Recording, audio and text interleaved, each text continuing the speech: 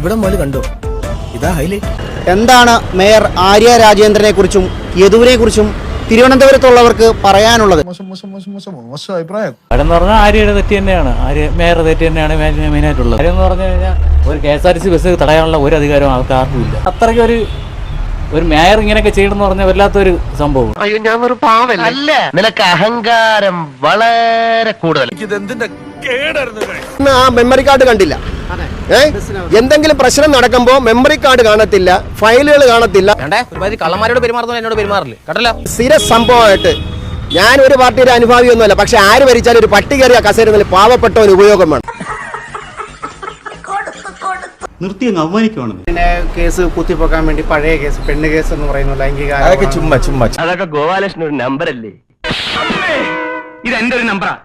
കാണിക്കുന്നത് അതിൽ വേണ്ട തെണ്ടി ഉളുപ്പുണ്ടടാ ചക്കണക്ക്. ഇവരുടെ ഭാഗത്തുണ്ടായ കുറ്റങ്ങൾ അങ്ങോട്ടും ഇങ്ങോട്ടും ഒക്കെ കളഞ്ഞിട്ട് ഒരു ക്ഷമാവാദത്തോടെ, ഒരു സോറി പറഞ്ഞ് ക്ഷമാവാദത്തോടെ തീർത്ത് പയ്യന് ജോലിയും കൊടുത്ത് അങ്ങ് പോകുന്നതാണ് നല്ലത്. തൽക്കാലം ഇത്രയും മതി.